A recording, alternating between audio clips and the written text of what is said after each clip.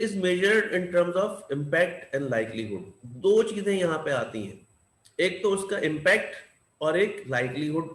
Impact से मुराद क्या है? अब ये देखिए, दो दो मुख्तलिफ जो है या दो डिफरेंट स्पेक्ट्रम है जिसके ऊपर हम इसको देखते हैं। तो एक चीज इम्पैक्ट है, दूसरा लाइवलीहुड है। इम्पैक्ट से मुराद क्या है कि उसका इम्पैक्ट यानी उसका असर कितना होगा मॉनेटरी टर्म्स में या किसी भी हवाले से, वैल्यू के हवाले से, कितना नुकसान वो पहुंचाएगा या कितना इम्पैक्ट करेगा अचीवमेंट ऑफ ऑब्जेक्टिव्स को, यानी यानी ऑब्जेक्टिव्स को अचीव नहीं होने देगा।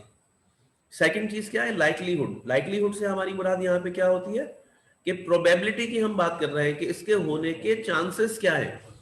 यानी ऐसा तो हो सकता है कि कोई चीज बहुत ज्यादा इम्पैक्ट करती हो आपके अचीवमेंट ऑफ ऑब्जेक्टिव्स को, लेकिन उसका लाइकलीहुड बहुत कम हो। तो बेसिक, और ये भी हो सकता है कि कोई चीज उसके होने के चांसेस बहुत ज्यादा हो लेकिन उसका जो है इम्पैक्ट बहुत कम हो। तो दोनों चीजों को हमने देखना होता है, और इस चीज को हम किस तरह देखते हैं या इनकी मिसाल क्या है उसको हम आगे डिस्कस करेंगे। Risk affects the achievement of objectives, operations and assets. Risk affect किसको करता है? अचीवमेंट ऑफ ऑब्जेक्टिव्स को। ऑब्जेक्टिव्स को अचीव नहीं होने देता है, इम्पैक्ट करता है उसको। इसके अलावा ये ऑपरेशंस को इम्पैक्ट करता है, ऑपरेशंस को नहीं होने देता या नुकसान पहुंचाता है। और असेट्स को, असेट से मुराद यहाँ पे कोई भी असेट हो सकता है, इसमें जो है वो कैश भी हो सकता है, इसमें फिक्स्ड असेट भी हो सकते हैं, इसमें कोई भी आपकी जो गुडविल है वो भी हो सकती है। उनको जो है इम्पैक्ट करता है रिस्क। तो बेसिकली रिस्क की ये डेफिनेशन है, और ये रिस्क की डेफिनेशन हमें पता होना बहुत जरूरी है क्योंकि रिस्क बेस्ड ऑडिट इसी के गिर्द घूमता है। अगर हमें जो है वो रिस्क पता नहीं होगा तो हम रिस्क बेस्ड ऑडिट को सही तरीके से समझ नहीं सकेंगे। Next please. अब ये देखिए जरा, डॉलर्स यानी वैल्यू यानी मनी। अब यहां पे हम बात कर रहे हैं एक फॉर प्रॉफिट ऑर्गेनाइजेशन की, कि एक ऑर्गेनाइजेशन या एक कंपनी वो क्या चाहती है? पैसे कमाना, वैल्यू क्रिएशन, वैल्यू एडिशन। लेकिन पहुंचना है वहां तक, और बीच में क्या है? ये शार्क्स आपको नजर आ रही हैं। ये बेसिकली शार्क्स क्या है? ये रिस्क है। ये वो रिस्क है जो कि वैल्यू एडिशन, वैल्यू क्रिएशन, पैसे कमाने, उसके अंदर जो जो रिस्क आ रहे हैं उसको हमने यहाँ पे डिफाइन किया है इन शार्क्स से कि ये रिस्क है, इनसे आपको बचना पड़ेगा, इनको कंट्रोल करना पड़ेगा, जब भी आप वैल्यू हासिल कर पाएंगे। Next please. ये स्लाइड देखिए। You should see the new management consultant we have hired. He is going to make all of our risks disappear. ये मैनेजमेंट कंसल्टेंट क्या करेगा कि सारे हमारे रिस्क डिसअपियर कर देगा। अभी आप देखें इसमें इसके हाथ में जो है वो एक अदद जो है खरगोश है, और उसको टोपी में डाल के ये गायब कर देगा।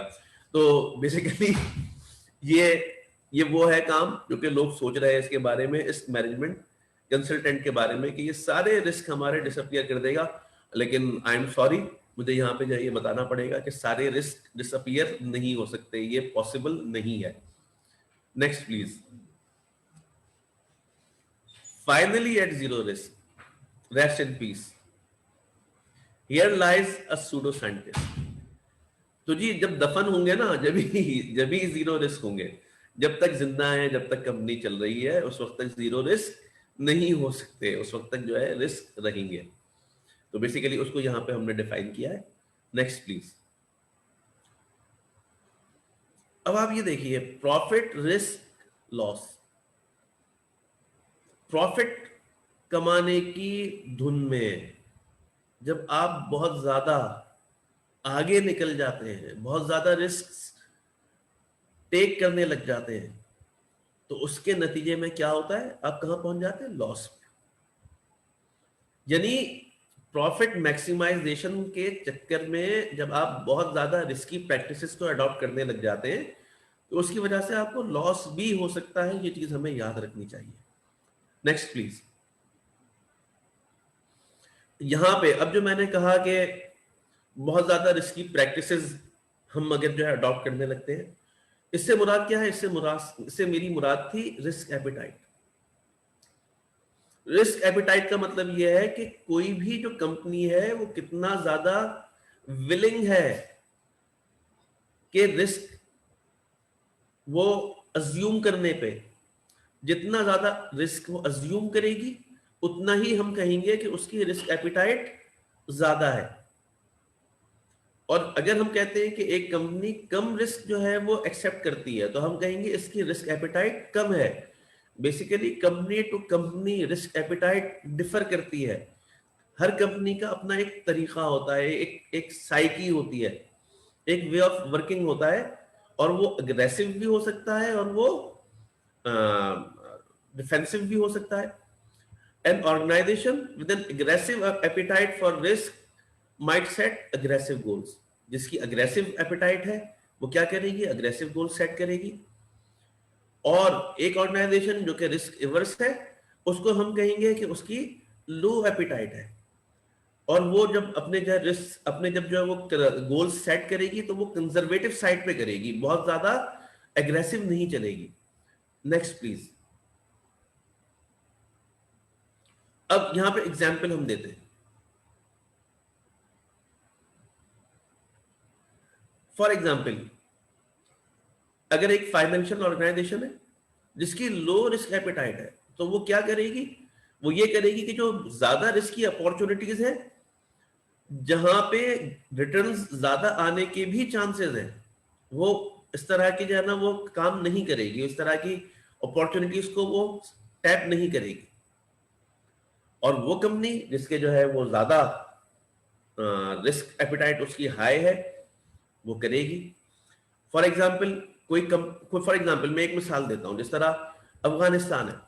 अब अफगानिस्तान के अंदर अगर आपको जो है ना कोई कहता है कि जी आप वहां पे जो है ना कंपनी खोलें और वहां पे जो है ना फॉर एग्जाम्पल मिनरल्स निकालें या गोल्ड निकालें या इस तरह की जो है ना माइंस हैं वहां पे आप काम कर रहे हैं, या आप जो है फॉर एग्जाम्पल वहां पे पेट्रोल निकालें या कोई काम करें। अब फॉर एग्जाम्पल अगर कोई बहुत ज्यादा अग्रेसिव और जो है रिस्क एपिटाइट किसी कंपनी की ज्यादा होगी, वो हो सकता है वहां पे कोई इस तरह का जो है बिजनेस वेंचर करे और कंपनी खोल के काम करना शुरू कर दे। लेकिन जो एक लो रिस्क या लो रिस्क एपिटाइट वाली कंपनी होगी, वो कभी भी अफगानिस्तान में इस तरह का वो करने की कोशिश नहीं करेगी।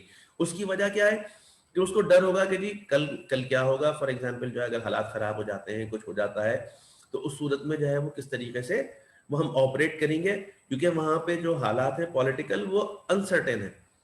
तो रिवॉर्ड्स में भी हाई, रिवॉर्ड्स वहां पे हाई हो सकते हैं, but so to may the risk, लेकिन इसी तरह जो रिस्क है वो भी हाई है। इसी तरह फॉर एग्जांपल एक जॉर्ज जो हमने मिसाल दी है नीचे, कि डिफेंस कॉन्ट्रैक्टर है और वो ट्रक्स बनाता है, और ट्रक्स भी कौन से, जो कि वॉर में सिर्फ इस्तेमाल होते हैं। तो वॉर में अगर इस्तेमाल होते हैं, अगर वो इस तरह के ट्रक बनाएगा तो सिर्फ ये ट्रक उसी सूरत में कामयाब हो सकते हैं जबकि उसको गवर्नमेंट का कॉन्ट्रैक्ट मिल जाए। अगर गवर्नमेंट का कॉन्ट्रैक्ट नहीं मिला तो ये ट्रक आम आदमी नहीं खरीदेगा, ट्रांसपोर्टर नहीं खरीदेंगे, कोई दूसरे नहीं खरीदेंगे। इसके लिए उसको गवर्नमेंट का, किसी भी गवर्नमेंट का, चाहे पाकिस्तानी हो चाहे एक्सपोर्ट, कॉन्ट्रैक्ट मिलना जरूरी है। तो यहाँ पे इसका मतलब क्या हुआ कि ये रिस्की एक एक वेंचर है। अगर आप जो है इसके अलावा अगर आप फॉर एग्जाम्पल कोई ट्रांसपोर्टेशन के हवाले से अगर कोई जो है वो ट्रक बना रहे हैं, गुड्स जो है वो इधर से उधर ले जाने के लिए बना रहे हैं, तो वहां पे आपको पता है कि जी ए बी सी कोई भी कंपनी कोई भी खरीद सकता है, पर्सनल भी कोई खरीद के उसको यूज कर सकता है। लेकिन लेकिन अगर जो है वॉर के लिए है तो वॉर के लिए यकीनन आम आम पब्लिक नहीं खरीदेगी, उसके लिए गवर्नमेंट कॉन्ट्रैक्ट होना जरूरी है। और ये दो जो मैंने आपको जो रिस्क एपेटाइट के हवाले से ये मैंने एग्जांपल्स दी हैं, ये कोसो जो है उसमें उसके अंदर बाकायदा उन्होंने जो है इसको डिफाइन किया है। ये यानी कि ये भी अप्रूव्ड जो है वो एग्जांपल्स हैं, ये ऐसी एग्जांपल्स नहीं है जो कि मैं अपनी तरफ से दे रहा हूँ। Next please. अब ये देखिए, बहुत ज्यादा वैल्यू क्रिएशन के चक्कर में क्या कर रहे हैं, उसी उसी शाख को काट रहे हैं जिसके ऊपर वो खड़े हैं। ये यहां पे मैंने मिसाल दी है बहुत ज्यादा रिस्क एपेटाइट हाई होने की, बहुत ज्यादा जल्दी होने की। सेकंड में आप देखें कि एक साहब है और उन्होंने सर के ऊपर छतरी ली है। यहां पे बेसिकली जो मैं छतरी दिखा रहा हूं उससे मुराद क्या है, कंट्रोल। कि धूप होगी, गर्मी होगी, उससे बचने के लिए अच्छा आपको जाहिर है जाना तो है आगे, सफर तो जारी रखना है, तो उसमें बेहतर क्या होगा कि आप जो है कोई कंट्रोल जो है उसको इस्तेमाल करें। Next please. Responsibility for risk management, किसकी जिम्मेदारी है रिस्क मैनेजमेंट? क्या इंटरनल ऑडिट डिपार्टमेंट की जिम्मेदारी है? ये हम देखते हैं। Next please. The management is responsible for risk management of the company. जो मैनेजमेंट है कंपनी की, इंटरनल ऑडिट डिपार्टमेंट की बात नहीं हो रही, मैनेजमेंट की जिम्मेदारी है रिस्क मैनेजमेंट। उसकी जिम्मेदारी है कि वो रिस्क मैनेजमेंट फ्रेमवर्क कौन सा जो है वो चूज करता है। क्या कोसो ईआरएम फ्रेमवर्क जो है वो यूज करता है, या कोसो इंटरनल कंट्रोल फ्रेमवर्क यूज करता है? इसके अलावा जो रिस्क एपिटाइट लेवल्स हैं वो भी मैनेजमेंट ने सेट करने हैं, हाई, मीडियम या लो। ये सारा काम किसका है? मैनेजमेंट का है। Next please. अब इसको जरा तरीके से देखिएगा, ये जो मैंने ये जो साइकिल बनाया है, रिस्क मैनेजमेंट साइकिल, ये होता कैसे है? Set goals. कोई भी कंपनी, कोई भी ऑर्गेनाइजेशन, चाहे वो फॉर प्रॉफिट हो चाहे वो नॉट फॉर प्रॉफिट हो, उसके गोल्स होते हैं, ऑब्जेक्टिव्स होते हैं। उसने सोचा हुआ होता है कि हमने ये करना है।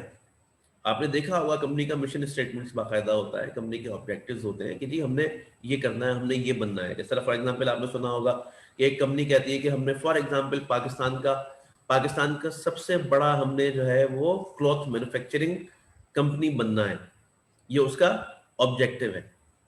अब यहाँ पे सेकंड बात क्या है? हमेशा याद रखिए जब भी हम रिस्क की बात करते हैं, रिस्क हमेशा गोल्स को होता है, ऑब्जेक्टिव्स को होता है। तो उन गोल्स को क्या रिस्क है, यानी वो कौन से रिस्क हैं जो कि उस गोल को अचीव होने से हिंडर करेंगे, इंपैक्ट करेंगे, उन रिस्क को हमें आइडेंटिफाई करना है। उसके बाद फिर क्या करना है? उन रिस्क को असेस करना है कि ये रिस्क कितने हाई, लो या मीडियम है, कितना इंपैक्ट करेंगे। उसके बाद हमने क्या करना है? कंट्रोल्स ढूंढने हैं कि ये रिस्क तो है, उस रिस्क को किस तरह हमने अकर होने से रोकना है, किस तरह हमने कंट्रोल करना है।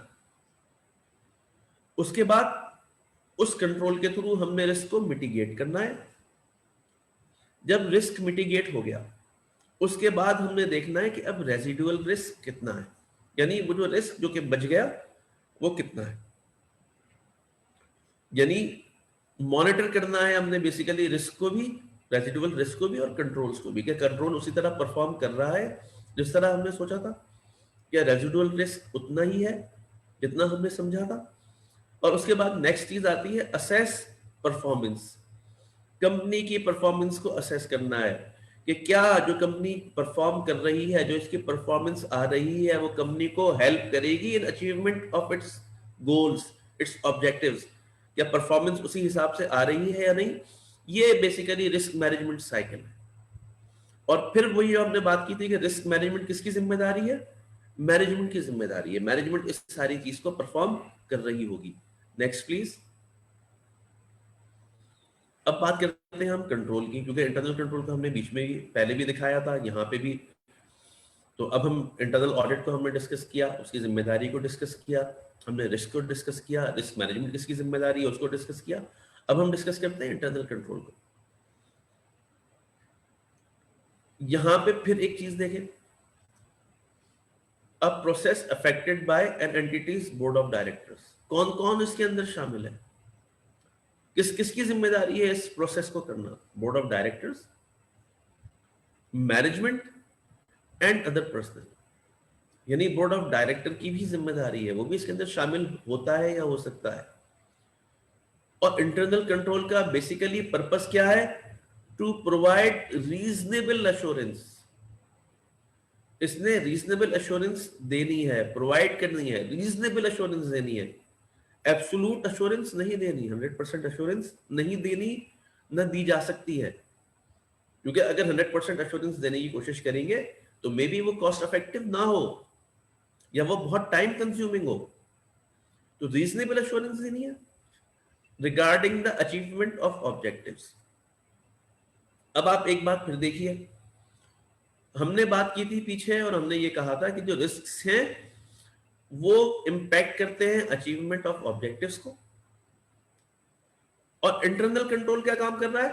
हेल्प कर रहा है, अश्योरेंस दे रहा है regarding the achievement of objectives. यानी वो रोक रहा है और ये कर रहा है, ये होने में हेल्प कर रहा है। और बेसिकली फॉलोइंग कैटेगरीज, इन कैटेगरीज के अंदर हेल्प कर रहा है कंपनी को रिगार्डिंग अचीवमेंट ऑफ ऑब्जेक्टिव्स। उसमें पहली चीज क्या आती है? Efficiency and effectiveness of operations. अब यहां पे दो चीजों की हम बात करते हैं, पहले इफेक्टिवनेस की और उसके बाद फिर एफिशिएंसी की। इफेक्टिवनेस का मुराद क्या है? किसी भी चीज को जो कि हम सोचते थे कि वो इस तरीके से होनी चाहिए। फॉर एग्जाम्पल, कंपनी ये कहती थी कि मैंने इस साल पाकिस्तान के 15 बड़े शहरों के अंदर अपने रिटेल आउटलेट्स खोलने हैं।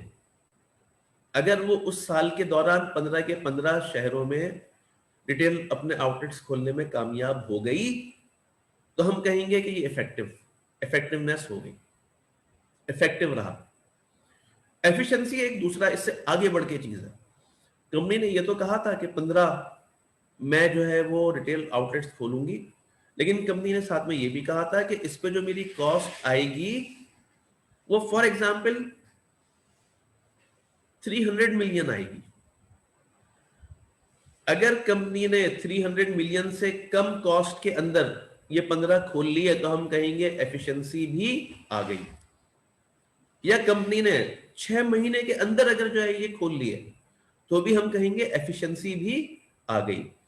तो इफेक्टिवनेस से मुराद यह है कि जाना हो जाना, और एफिशिएंसी से मुराद क्या है? कम से कम रिसोर्सेस के साथ उस चीज को कर लेना। या फॉर एग्जांपल 15 खोलने थे, आपने 17 खोल लिए तो हम यहां पे भी कहेंगे कि क्या एफिशिएंसी आ गई। सेकंड चीज क्या आती है? Reliability of financial reporting. Financial reporting reliable होनी चाहिए। ये बेसिकली बिल्कुल उसी हिसाब से है जिस तरह हम एक्सटर्नल ऑडिट के अंदर रिलायबिलिटी को देखते हैं। थर्ड चीज क्या है? Compliance with applicable laws and regulations. जो लॉज एंड रेगुलेशंस हैं जो कि कंपनी के ऊपर अप्लाई होते हैं, चाहे वो टैक्सेशन से रिलेटेड हो, चाहे वो जो है अपना कंपनीज ऑर्डिनेंस से रिलेटेड हो, चाहे वो आपके मुख्तलिफ जो फॉरेन फॉर एग्जांपल आईसोज हैं, आईसो आपके ऊपर अगर एप्लीकेबल है उनसे रिलेटेड हो, चाहे वो जो आपके मुख्तलिफ सप्लायर हैं या आपके कस्टमर हैं उनके लॉस से रिलेटेड हो, उसका कंप्लायंस देखना या उस कंप्लायंस को अश्योर करना, ये भी इंटरनल कंट्रोल्स की जिम्मेदारी है। और फिर चौथी चीज क्या आती है? Safeguarding of assets. आपके असेट्स को सेफ गार्ड करना, चाहे वो कैश हो, चाहे वो फिजिकल असेट हो, चाहे वो फिक्स्ड असेट हो, चाहे वो गाड़ियां हो। तो इंटरनल कंट्रोल बेसिकली आपको हेल्प करता है या रीजनेबल एश्योरेंस देता है achievement of objectives in 4 categories में। Next please.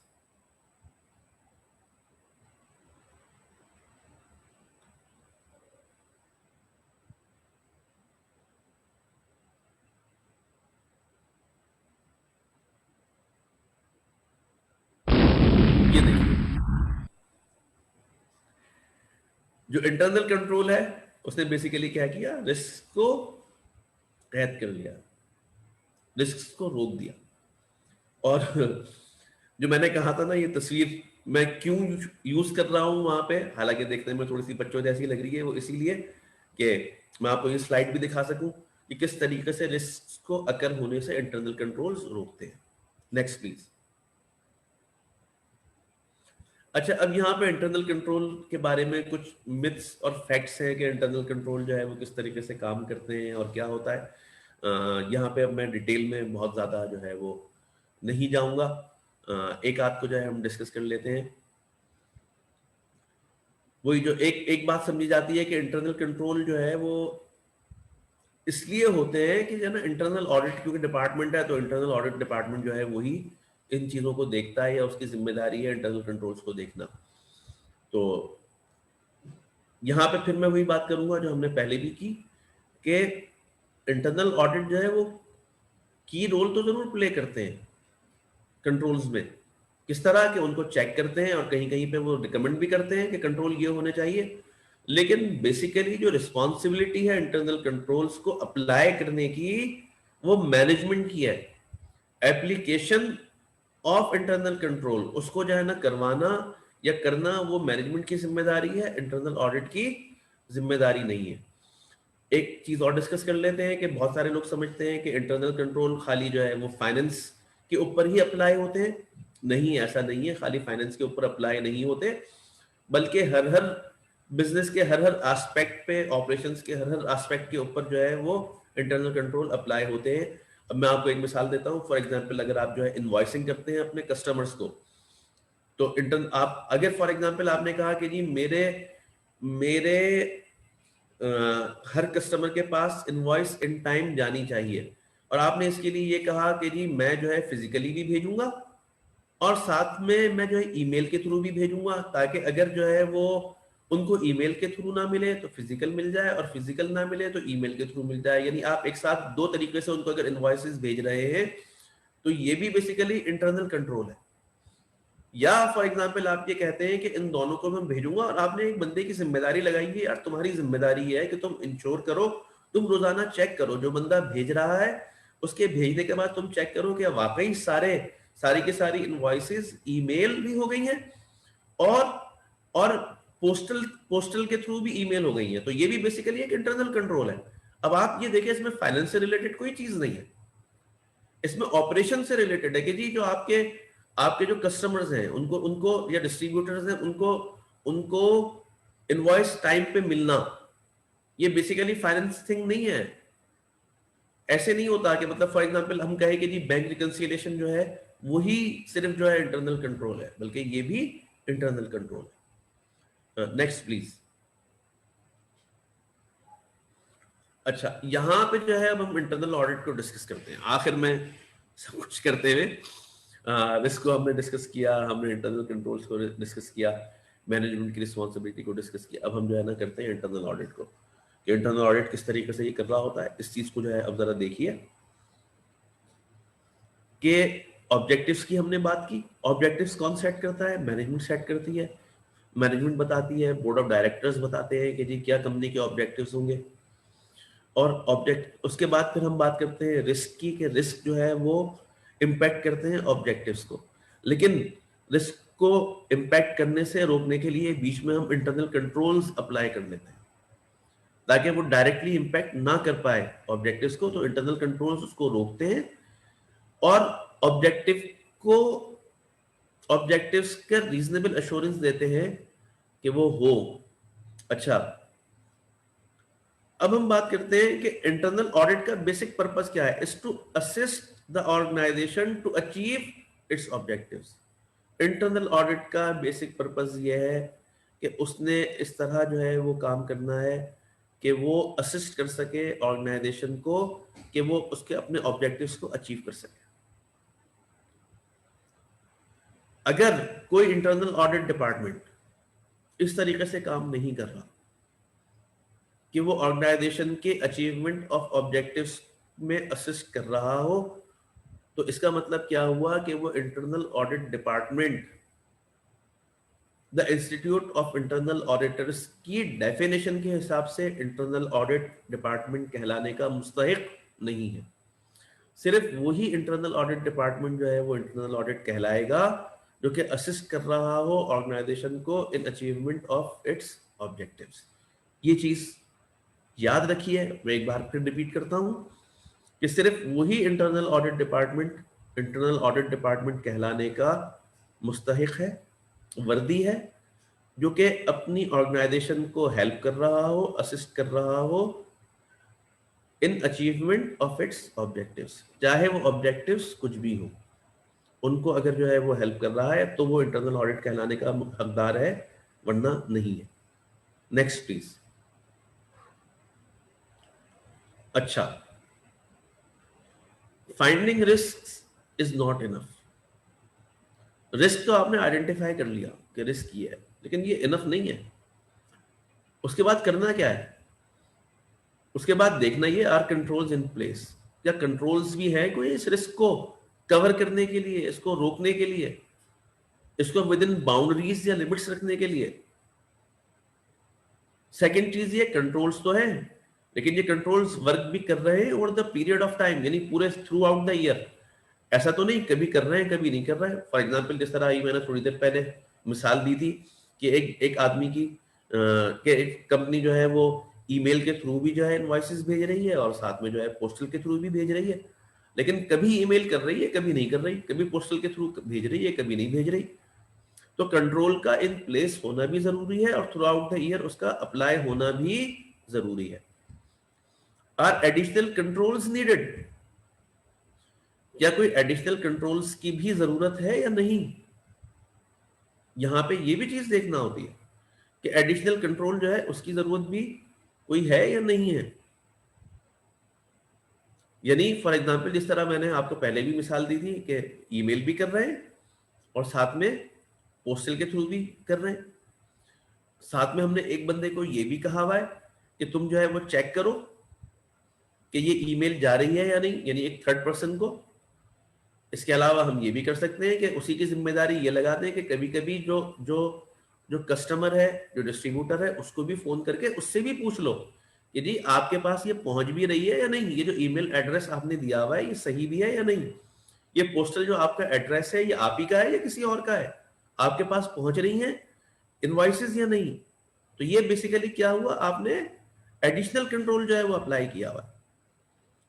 Are there unnecessary controls? फिर एक देखने की चीज ये है कि क्या कोई अननेसेसरी कंट्रोल तो नहीं लगाया हुआ। अननेसेसरी कंट्रोल से मुराद क्या होती है कि फॉर एग्जांपल वो ऐसा कंट्रोल हो जो जिसकी जरूरत ना हो, जो कि कॉस्ट इफेक्टिव ना हो।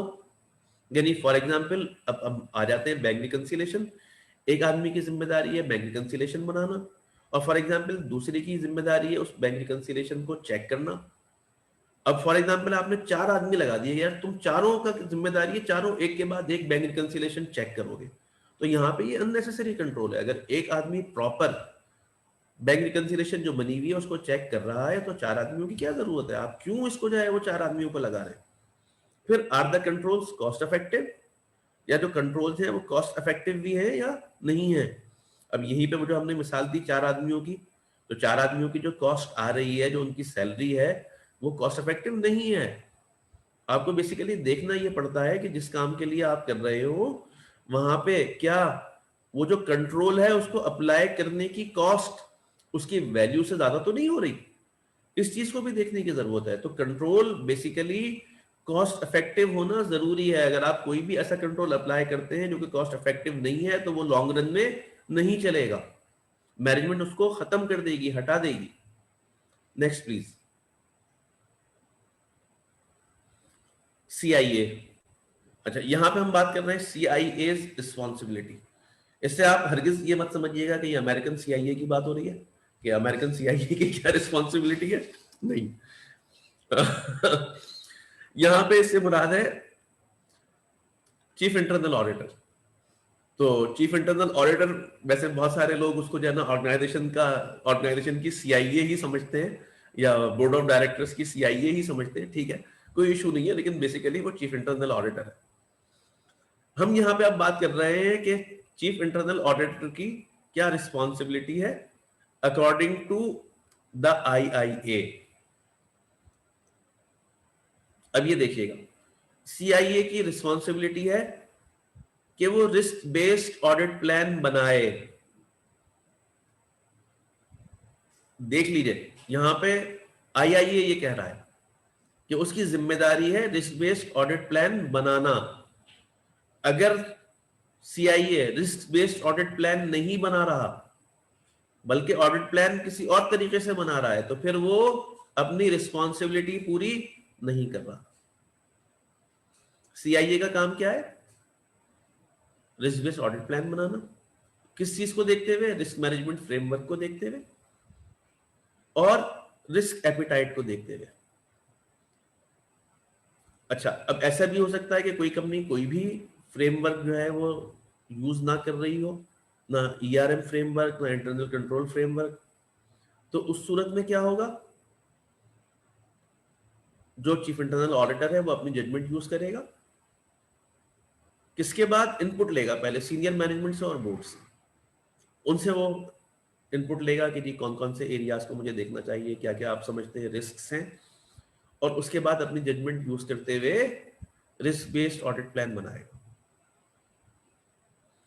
जो ऑडिट प्लान है वो रिलेट करना चाहिए identified risk of the organisation. जो रिस्क आइडेंटिफाई हो चुके हैं ऑर्गेनाइजेशन के, उनसे रिलेटेड होना चाहिए। यानी उन रिस्क को हमें चेक करना चाहिए, उनके ऊपर काम करना चाहिए, उनको देखना चाहिए। अब फिर हम बात करते हैं कि ये रिस्क किसको होंगे। ये रिस्क होंगे स्ट्रेटेजिक और ऑपरेशनल गोल्स को। कंपनी के जो ऑब्जेक्टिव्स हैं, कंपनी के जो स्ट्रेटेजिक और ऑपरेशनल गोल्स हैं, उनको जो रिस्क हैं, उनको बेसिकली ऑडिटर जो है वो चेक करेगा, देखेगा कि वो रिस्क कवर्ड है या नहीं है। Next please. Audit plan. अब हम फिर बात करते हैं इसको, और इस जो डिस्कशन है इसको एक स्टेप और आगे लेके चलते हैं कि रिस्क प्लान, जो ऑडिट प्लान है वो बेस्ड कर रहा होता है ऑडिट यूनिवर्स पे। ऑडिट यूनिवर्स क्या है इसको हम आगे जो है ना हम आगे डिफाइन करेंगे। अभी मैं इसको छोड़ रहा हूं क्योंकि आगे इसको हम डिटेल के अंदर पढ़ेंगे कि ऑडिट यूनिवर्स क्या है। जो सीनियर मैनेजमेंट और बोर्ड है उसके इनपुट को हम यहाँ पे जो है वो कंसिडर करेंगे। और तीसरी चीज असेस्ड रिस्क एंड एक्सपोजर्स। जो रिस्क पहले से हमने असेस किए हुए हैं उनकी बेसिस के ऊपर इन तीन चीजों यानी ऑडिट यूनिवर्स, मैनेजमेंट और बोर्ड का इनपुट और असेस्ड रिस्क एंड एक्सपोजर, इसकी बेसिस पे हम ऑडिट प्लान को बनाएंगे। कौन बनाएगा? चीफ इंटरनल ऑडिटर बनाएगा। Next please. अब रिस्क फैक्टर्स की बात करते हैं। जब भी हम ये सोचते हैं कि हमने किस एंगेजमेंट से यहां पे मुराद ये है, फिर मैं अब इस चीज को बड़ा गौर से सुन लीजिएगा। हर ऑडिट असाइनमेंट जो कि इंटरनल ऑडिटर कर रहा होता है, हर सेपरेट डिस्टिंक्ट ऑडिट असाइनमेंट जो कि ऑडिटर कर रहा होता है, वो कहलाता है एंगेजमेंट। अब किस डिपार्टमेंट का, किस ऑपरेशन का, किस चीज का ऑडिट पहले करना है, किसका बाद में करना है, ये प्रायोरिटाइज करने के लिए, ये चेक करने के लिए, ये जानने के लिए, ये देखने के लिए रिस्क फैक्टर्स को देखा जाता है। और रिस्क फैक्टर्स क्या होते हैं? Quality of and adherence to controls. पहली चीज, कंट्रोल है कैसे, क्या कंट्रोल्स प्रॉपर लगे हुए हैं या नहीं, वो जो कंट्रोल्स हैं उनको पूरे साल इस्तेमाल किया जा रहा है या नहीं किया जा रहा। Degree of change. Degree of change से क्या मुराद है? कंपनी के हालात चेंज हो गए, उस ऑपरेशन के हालात चेंज हो गए। फॉर एग्जाम्पल, आपने जो है एक जगह एक रिटेल आउटलेट खोला था, पहले जो है वो छोटा सा था, अब आपने उसको 3 मंजिला बना दिया है। पहले वहां पे आप खाली मेंस वेयर बेचते थे, अब वहां पे मेंस वेयर भी है, अब वहां पे विमेन वेयर भी है, अब वहां पे जो किड स्टफ है वो भी है, बच्चों की भी जैसी चीजें आपने वहां पे रखना शुरू कर दी हैं। Timing and results of last engagement. पिछली जो आपने ऑडिट किया था उसमें रिजल्ट्स क्या आए थे? क्या बहुत पुअर कंट्रोल्स थे? आपने ये चेक किया था कि चीजें सही नहीं हो रही थी, फ्रॉड निकले थे? तो उसको भी देखते हुए आप प्रायोरिटाइज करेंगे। Impact, likelihood, materiality, asset liquidity. जितना एसेट लिक्विड ज्यादा होगा, याद रखें जितना ज्यादा कैश का इन्वॉल्वमेंट होगा उतना ज्यादा उसको आप प्रायोरिटाइज करेंगे। मैनेजमेंट कंपिटेंस, जो वहां की उस एंगेजमेंट जो आप कर रहे हैं उस डिपार्टमेंट की जो मैनेजमेंट है वो कितनी कंपिटेंट है, वो कॉम्प्लेक्स कितना है, कॉम्प्लेक्सिटी कितनी है वहां पे। फॉर एग्जाम्पल, वहां पे जो है ना एलसीज जो है वो इन्वॉल्व है, मुख्तलिफ यूजेंस की भी, साइट की भी एलसीज खोली जा रही है, मुख्तलिफ जो है करेंसीज के अंदर खोली जा रही है। ठीक है, तो इन सारी चीजों को देखते हुए हम प्रायोरिटाइज करते हैं कि किस एंगेजमेंट को हमने पहले करना है, किसको बाद में करना है, किसको ज्यादा प्रायोरिटी देनी है। ये सारे रिस्क फैक्टर्स हैं जिनकी बेसिस के ऊपर हम चीजें कर रहे होते हैं। Next please. अच्छा, ऑडिट यूनिवर्स। अब हम बात करते हैं ऑडिट यूनिवर्स की, जो पहले मैंने कहा था कि हम आगे डिफाइन करेंगे। ऑडिट यूनिवर्स में, किसी भी कंपनी के ऑडिट यूनिवर्स में क्या क्या चीजें शामिल होती हैं? ऑल यूनिट्स, जितने भी उसके यूनिट्स हैं, ऑल प्रोसेसेस, जितने भी उसके प्रोसेसेस हैं, all operations, departments, units, processes, operations, हर चीज उसकी शामिल होती है। For example accounts, divisions, functions, procedures, products, systems, ये सारे क्या है किसी भी कंपनी के, ये सारे ऑडिट यूनिवर्स के अंदर शामिल। Next please. अब फॉर एग्जांपल यहां पे हम ऑडिट यूनिवर्स की बात करते हैं। हम यहाँ पे एक ऑडिट यूनिवर्स एक कंपनी का वो हम देखने जा रहे हैं या डिफाइन करने जा रहे हैं कि जी इस कंपनी के जो है ना ऑडिट यूनिवर्स क्या है। तो यहाँ पे जो है ना फाइनेंशियल रिस्क से रिलेटेड क्या होगा, सब्सिडरी रिपोर्टिंग, जो सब्सिडरी रिपोर्टिंग है वो सही हो रही है या नहीं हो रही, ये भी ऑडिट यूनिवर्स है। टेक्नोलॉजी रिस्क के अंदर अकाउंटिंग, रिपोर्टिंग सिस्टम, ईआरपी, ये जो है ये भी आपके ऑडिट यूनिवर्स के अंदर शामिल है। Managerial risk, delegation of authority, policies and procedures, ये आपका शामिल है। बिहेवियरल रिस्क के अंदर work environment, communication and information. Legal risk के अंदर कंपिटेटिव प्रैक्टिसेस, सरबनीस ऑक्सिले, एंटी डंपिंग, ये सारी चीजें ये आपके लीगल रिस्क के अंदर शामिल है ऑडिट यूनिवर्स के अंदर। आगे चलिए प्लीज। नेक्स्ट,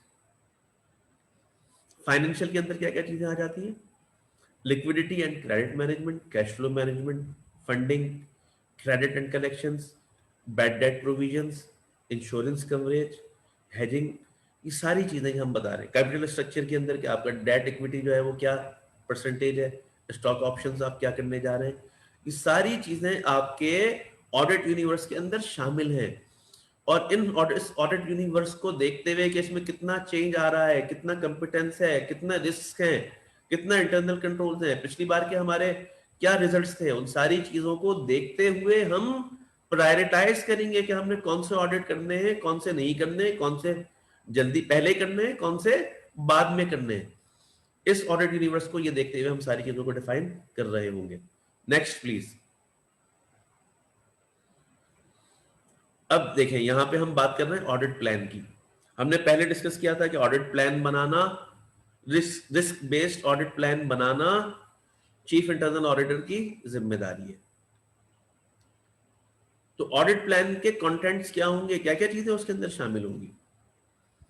पहली चीज तो ये है एनुअली इसको आप अपडेट करेंगे, साल के साल ये अपडेट होगा। बनाने की बात नहीं कर रहा हूं यहां पे मैं, अपडेट करने की बात कर रहा हूं, क्योंकि बनता नॉर्मली 3 इयर्स के अंदर है। 3 इयर्स का ऑडिट प्लान एक साथ बनता है, लेकिन अपडेट एनुअली होता है। अच्छा, डेवलप किस तरह करते हैं इसको, अपडेट की हमने पहले बात की। डेवलप करते हैं with input of project staff including management, board और मैनेजमेंट स्टाफ, इनके इनपुट को शामिल करते हुए हम जो है ऑडिट प्लान बनाते हैं, जिसको हम अपडेट करते हैं एनुअली।